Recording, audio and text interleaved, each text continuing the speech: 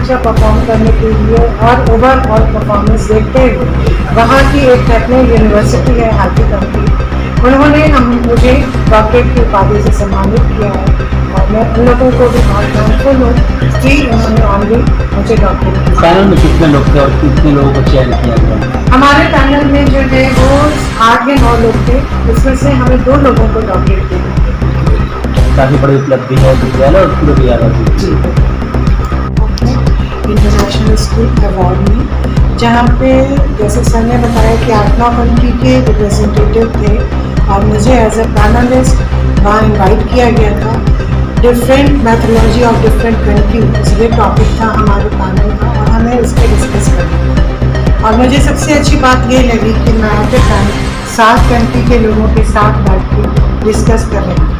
आपके आरा से निकल के और इतने इंटरनेशनल प्लेटफॉर्म पर, इतने वास्ट प्लेटफॉर्म पर अपने आप को और अपनी इंडिया को रिप्रेजेंट करना, ये मेरे लिए बहुत ही गौरवान्वित की बात थी। मैं बहुत अपने आप में प्राउड फील कर रही थी कि मैं ऐसा कर सकती हूँ कि इंटरनेशनल लेवल पर मैं पैनल डिस्कशन में हूँ। और साथ ही वहाँ पे इंडिया के मैथोलॉजी पे बात करनी थी और उनमें एक क्वेश्चन था कि आप क्या चाहेंगे कि इंडिया में और ज़्यादा इम्प्रूव, दूसरे कंट्री के मैथोलॉजी से आप क्या लेना चाहेंगे। तो मैंने वहाँ पर अपने टीचर्स की बात रखी कि टीचर्स हमारे बहुत इम्प्रोवाइज होने चाहिए और उसके अलावा उनका स्टेटस इतना हाई होना चाहिए, वो रिस्पेक्टफुल होना चाहिए, क्योंकि टीचर्स ही हमारे राष्ट्र के निर्माता हैं। हमारे फ्यूचर का निर्माण टीचर्स ही करते हैं और उनकी पोजीशन हमको अपने समाज में और स्ट्रांगली रखनी चाहिए ताकि हमारा फ्यूचर, हमारा देश और आगे बढ़ सके।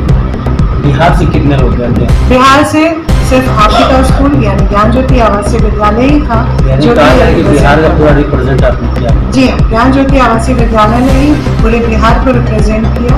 पैन इंडिया से लगभग 40-50 स्कूल्स थे, बट हमारे ऑल ओवर अगर वहाँ पे थे तो 70-80 स्कूल थे पैन ग्लोबली, और सिर्फ 14-15 ही लोग थे जिनको पैनल में इनवाइट किया गया था और हमारा पैनल 7-8 लोगों का था जिसमें एक भाई थे। कुछ सीखने को मिला, कुछ नया, बहुत कुछ सीखने को मिला। जैसे कि कंबोडिया के जो रिप्रेजेंटेटिव थे उन्होंने एक जीजीपी की बात की। GGP means God gift potential.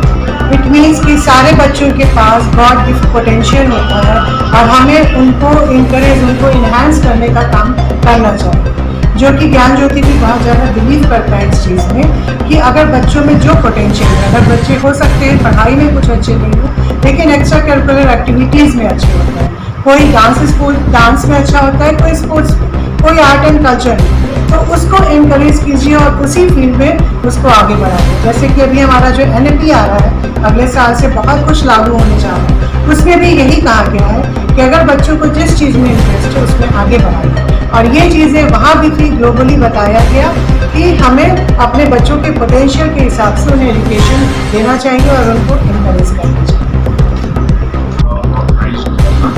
जिसमें ये लोग स्टडी कर रहे थे ऑल इंडिया लेवल पे इंडियन कंपनीज की किन किन स्कूलों में किस चीज़ के लिए अच्छा बेटर एजुकेशन दिया जाता है, जिसमें हम लोगों के स्कूल को होलिस्टिक डेवलपमेंट ऑफ स्टूडेंट्स के लिए अवार्ड किया गया।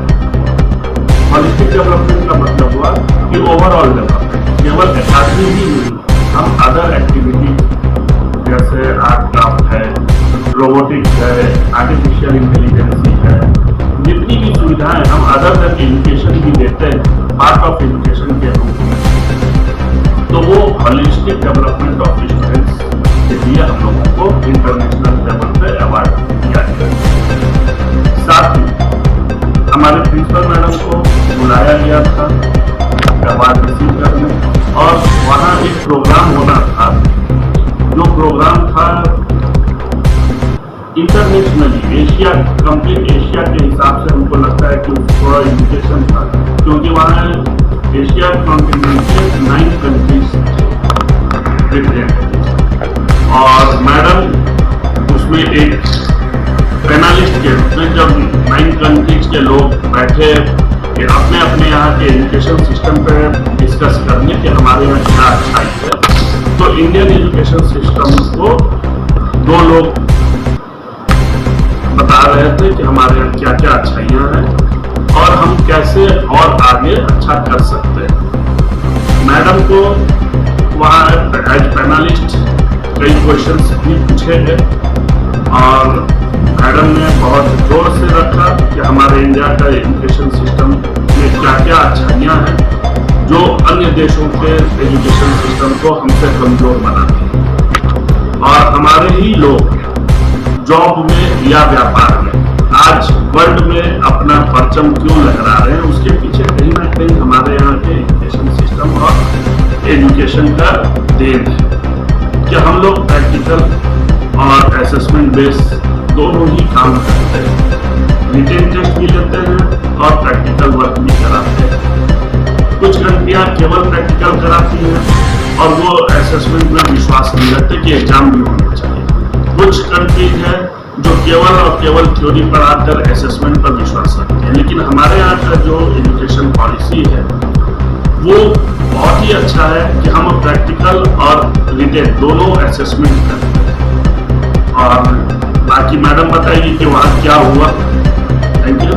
23 जो है वो इंटरनेशनल स्कूल अवार्ड्स 2023 है।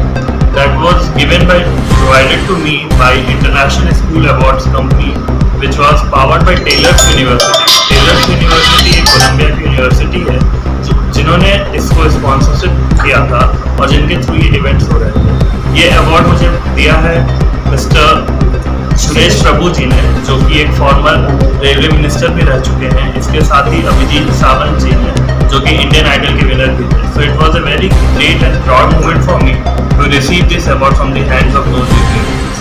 And I am thankful to ISA Bangkok as well as all the stakeholders of this school that उन्होंने ये अपॉर्चुनिटी दी इस स्कूल को भी, हमारे गार्जियंस, हमारे स्टूडेंट्स, हमारे फैकल्टी, हमारे डायरेक्टर्स और डायरेक्टर मैम, एवरीवन जिन्होंने अपने फुल एफर्ट्स लगाए और आज ये स्कूल एक इंटरनेशनल लेवल पे भी रिकॉग्नाइज हो रहा है। I am very thankful to all the stakeholders. ये नवा एडिशन था नवीवार विद्यालय का इस अवार्ड समारोह में शामिल हुए, कितना खुशी का पल है। ये ISA का 9वां अवार्ड फंक्शन था और इस बार बिहार से ये पहला विद्यालय है जो कि इंटरनेशनल स्कूल अवार्ड से रिकॉग्नाइज हुआ है। तो ये हमारे स्कूल के लिए, हमारे शहर के लिए और हमारे राज्य के लिए भी बहुत बड़ी बात है कि बिहार का पहला एक ऐसा स्कूल है जो कि इंटरनेशनली रिकॉग्नाइज हुआ है इंटरनेशनल स्कूल अवार्ड। तो ये हम सबके लिए बहुत खुशी का पल है और हम सब चाहेंगे कि इसी तरह ये विद्यालय और यहाँ के स्टूडेंट्स आए।